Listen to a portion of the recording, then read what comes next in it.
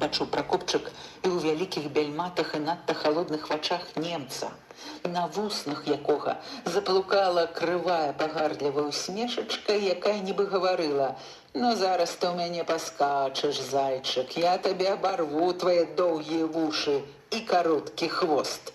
Немец зусім проста мог так падумаць, бо перад ім стаяў сярэдняга росту сялянскі хлопец у міліцэйскай фуражцы з зоркай, мо трохі таўсматы, камлюкаваты ў плячах, але бухматы пінжак, які быў апрануты паўзверх шэрай каверкотавай гімнасцёркі, скрадваў яго сапраўдныя абрысы.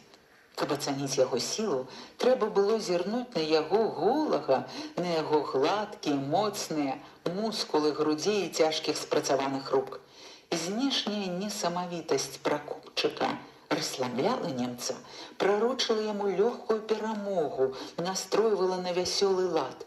Яшчэ адзін забаўны эпізод у яго вайсковай кар'еры, якім прыемна будзе пахваліцца перад сябрамі, дадаўшы сюды і таго, чаго не было зусім.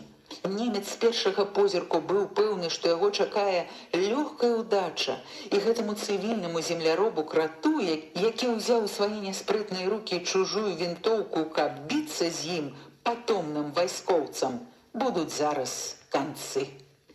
Твар у Пракопчыка быў суровы, напяты, як нервы, як кожная жылка і мускул. Ён ведаў, што яму давядзецца цяжка, і ўсё так жа, як і раней, апярэджваючы праціўніка, ён кінуўся на немца першы, знізу цэлячыся захапіць яго за шырокую папружку, а потым, упяўшыся яму галавой у грудзі, зламаць у сярэдзіне і кінуць на зямлю, а там... Але немец у момант паспеў разгадаць яго намер. Ён сустрэў Пракопчыка нечаканым ударам у падбародак, ды такім моцным, што ў галаве загуло, нешта трэснула ў шыі, а сам ён паляцеў на зямлю. Яшчэ ад нечаканага напружання па ўсім целе прайшоў страшны балючы курч. Усе мускулы грудзей, брушнога прэса, рук і ног на момант звяло сутаргай. І каб яна не прайшла так жа хутка, як і схапіла, Пракопчык мог бы апынуцца на тым свеце, бо немец, задаволены сабой, ужо вымаў з похвы свой нажавы доўгі штык. Відаць, мала верачы ў тое, што праціўнік пасля яго малайцоўскага ўдару яшчэ можа ўстаць на ногі. Пракопчык падхапіўся раптоўна, і гэта трохі ашаламіла немца, які па ўсім, відаць, быў дужы, але павольны. За гэта ён тут жа паплаціўся, бо Пракопчык усё так жа знізу рынуўся на яго, зрабіў раптоўную падножку. І праз секунду яны ўжо ляжалі на зямлі. Немец пад сподам, Пракопчык зверху.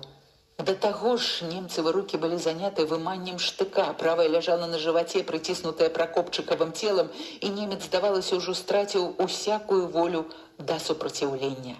І раптам Пракопчык адчуў, як яго моцна падкінула так, што ён апынуўся мо на метр ад зямлі. Немец зрабіў мосцік, а потым шалёны пераварот на бок. І не паспеў Пракопчык што-небудзь падумаць, як ужо адчуў, што ляжыць на зямлі, а на яго цісне